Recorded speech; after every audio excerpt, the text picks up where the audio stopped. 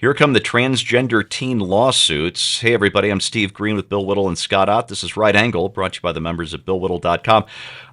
Gentlemen, there's a lawsuit that was just filed last week in Omaha, Nebraska that alleges doctors failed to pursue non-surgical and mental health treatments extensively enough, leading to lasting health complications for the patient.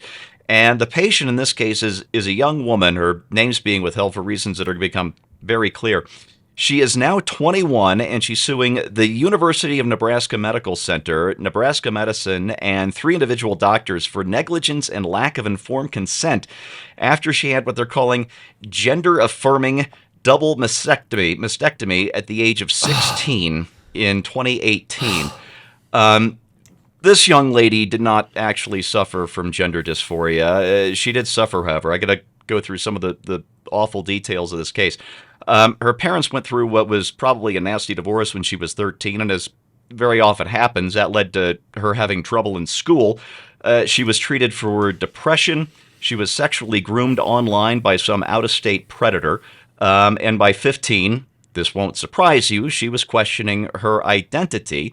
Instead of the mental health treatment she needed, apparently she was fast-tracked at the age of 16 to have her healthy breast tissue removed. And then her doctors went further. They tried to convince her parents into going all in on a hysterectomy. Her parents absolutely drew the line on that. Well, good for them. What wonderful people. Oh, Bill, I'm gonna get to the parents here after your question. It's part of Scott's setup here. But let me ask you this.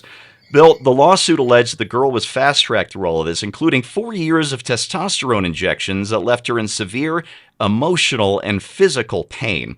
If you were sitting on the jury in this civil trial, how many zeros do you think you'd want to add to the one? I wouldn't be adding zeros to the award. I'd be adding zeros to the prison sentence. Yes. Yeah. That's what I'd be doing.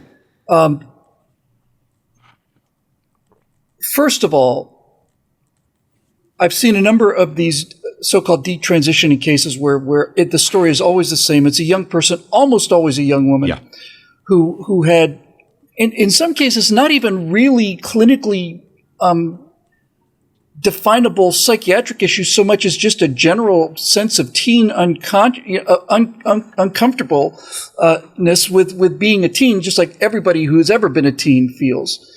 And they are recommended for this so-called gender-affirming care, which we used to call vivisection back in the days when we were trying to eliminate it. And they are sent into this. It's like a chute. It's like a chute in a charnel house. It's and an abattoir. It's like this. You're at this facility now. They get you out of the truck, and now you are in this chute, and there's no way out of it. And they're going to take you right down to the end result, which is coming down from above. I'm not going to speculate on what the powers are, but certainly the President of the United States has said that denying this kind of thing, denying the ability of 14-year-old girls to have healthy breasts lopped off, is a Republican tactic designed to spread hate and all the rest of it. But Steve, of all the things I've heard about this, the one thing that chilled me more than anything was that in the comment section of one of these videos I watched, somebody said, I've been a mental health professional for 32 years now, especially dealing with the kind of emotional problems that this young woman had. And he said, you have no idea what is coming. You have no idea what is coming. This is the beginning of an enormous catastrophe.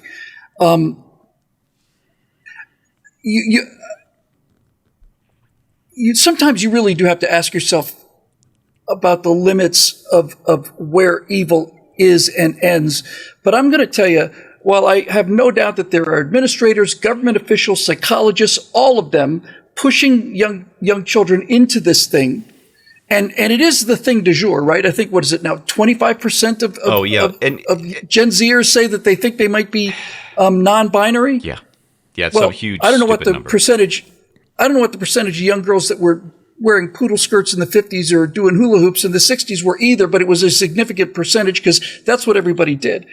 But while I want punishment and justice for all of the people around this situation involved. It's the actual surgeon who I want to see in jail. I want to see the guy who actually took a scalpel to somebody like that. That individual is. There are times when I'm just lost.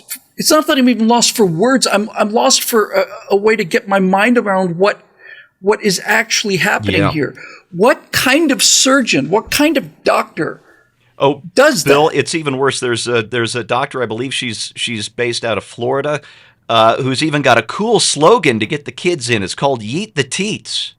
And this is how she sells her services. Well, I hope she gets good at it, because she's going to be doing a lot of those procedures when she gets to hell. Yeah. Ugh. Wow. Yeah. I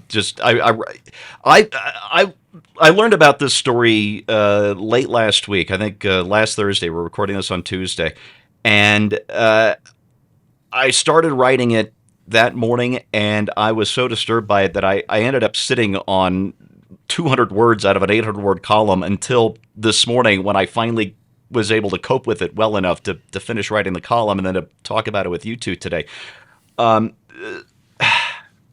Steve, just real quick, and Scott, you know much more about this than I do, but when you're much more about this than I do, but my understanding is that when you're trying to deal with suicide prevention, one of the tactics you use is do not make an irreversible decision today, right? Do not make a decision from which there is no recovery today. And this is not something you can put back on. And it's an appalling medical malpractice and fundamental lack of any sort of moral code whatsoever. Yeah. I'm going to read from the statement the young woman released along with the lawsuit last week. She said, "I was going through the darkest and most chaotic time in my life, and instead of being given the help I needed, these doctors affirmed that chaos into reality. I was talked into medical intervention that I could not fully understand the long-term impacts and consequences of." Scott, her parents consented to the double mastectomy because the lawsuit alleges, and we've seen this in similar stories, or at least I have, doctors gave her parents the impression that she would become suicidal if they didn't consent. Is that consent at all? Oh, it's blackmail. It's extortion. It's I don't know what you call that. It's it's he becomes an accessory to butchery, or they become accessories to his butchery. As you were saying this, Steve, for the first time it occurred to me that if you take this group of people that's pushing this agenda at their own definitions, why would it be necessary to do surgery at all? Why would you need to change the body? Because that person's body, if it's a born female who believes that she's a male, well, maybe just the male body has breasts and a vagina. Who says that's not the case? Who says that's what we're being sold? Yeah. I mean, who says in a land where we now have to say pregnant persons and chest-feeding individuals, how is it possible that we have to do anything to the human body in order to affirm somebody's perceived gender or their self-perceived gender? Why not just say, yes, you're a boy? Why do you have to do anything to the body? Why can't boys have bosoms? And so the absurdity folds back on itself and just becomes crazier and crazier by the moment. It's just horrifying to think of people going through this process. In any case, why can't we wait until these young people reach the age of majority and make their own decisions for their own selves? I mean, if somebody wants to go in and have plastic surgery and have their genitals removed or have genitals installed or whatever they do in that process, why does this have to happen all of a sudden now? Why does it have to happen when they're 15 or 16 years old? There's no reason in the world it has to. Why can't it wait till they're 18 or 21 years old, when they're living on their own, when they're making their own decisions, when their own health insurance or their own payment for it? So there's just every single aspect of this proves that it's not only disingenuous on the part of the people who are pushing this alleged condition that makes it necessary for this surgery to happen, but by their own definitions, they're proved liars. And how this is not illegal is stunning. And I'm glad somebody's calling them to the bar to examine the question. And I hope a lot more people do. Yeah, this is just the beginning of the lawsuits. Steve, yeah, sorry, Bill. If you have let's say you've got a high school senior and a high school sophomore, and you've got an 18-year-old boy and a 16-year-old girl, and let's say they're deeply in love with each other, and they have sex together, that's still statutory rape because the definition of the 16-year-old is that they are not capable of agreeing to consent until they reach a certain level of neurological and experiential sophistication. That's why it's statutory rape. It's not a question of, gee, they didn't agree. The entire argument is they are not capable of making that kind of decision at that age. And we have no problem with this as a society. And I just don't know what to say about this. I really don't. Bill, where's the parents that would do it? My grandfather, if I had come to him with a harebrained scheme like this and said, "Pop, I want to go get parts installed, so because I think I'm really a girl," I think his answer would be, "Not while you're under my roof." Like, like he loved me that much to say, no, we're not doing this. No, you got to tell your kids no. Bill, Scott, as I mentioned earlier, I've been writing and thinking about this story for almost a week now, and just talking about it with you guys, my heart is racing, my hands are trembling. This is just, it's the tip of the iceberg, and this one case is just so upsetting. I really can hardly stand it. But let me tell you what really got me.